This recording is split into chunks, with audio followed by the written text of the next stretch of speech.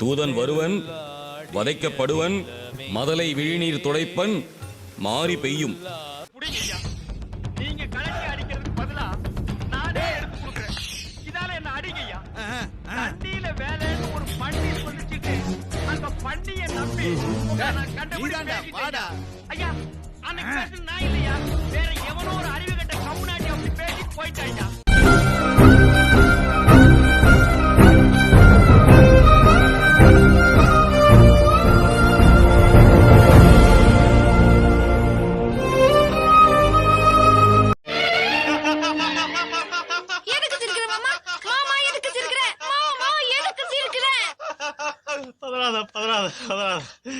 சொல்றேன் இந்த மாதிரி ஒரு இதை நாங்கள் எதிர்பார்க்கவே இல்லை.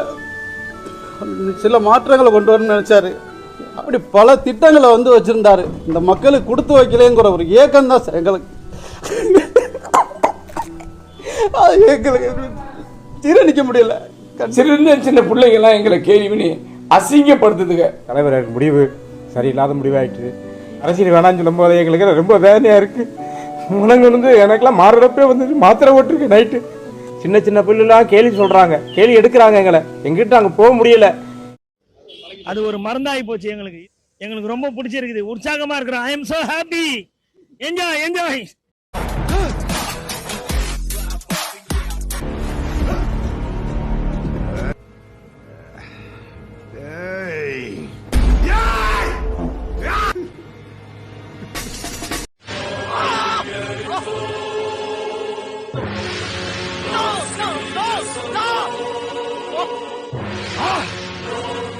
சம்பாதிக்கலாம், சுயமரியாதையை விட்டு சம்பாதிக்கணும். அப்படி ஒரு அவசியம் எனக்கு தேவையில்லை. நாளைக்கே கடை எல்லாம் தூக்குறேன் ப்ரோ. ஒரு அளவுக்கு தான் ப்ரோ. எல்லாமே சும்மா எல்லாம் நோண்ட கூடாது ப்ரோ. நான் யாருக்கு என்ன துரோகம் பண்ணேன்? ஒருத்தன் வராம மிரட்டுறீங்க, ஒருத்தன் வராம மிரட்டான், இன்னொருத்தன் வராம பைக் எடுத்துட்டு வந்து மிரட்டான், இப்போ ஒருத்தன் வராம பேசுறான். எல்லாருக்கும் என்ன ப்ரோ? யாருமே நல்லா இருக்க மாட்டாங்க. நான் தப்பு பண்ணியிருந்தா நான் ஒத்துப்பேன். நான் தப்பு பண்ணியிருந்தா நான் சொல்றேன். நீ ரோட்ல கூப்பிட்டு கேளு, தம்பி பதில் சொல்றேன், என்னடா நீ பண்ணது தப்புடா அப்படின்னு சொல்லி. இப்படிதானே என் கடை வாசல்ல உட்கார வச்சு போன் போட வச்சிங்க.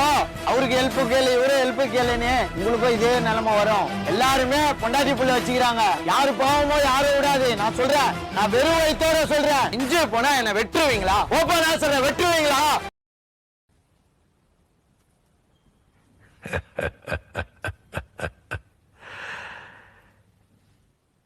இந்த ஆட்டோ போதுமா குழந்தை?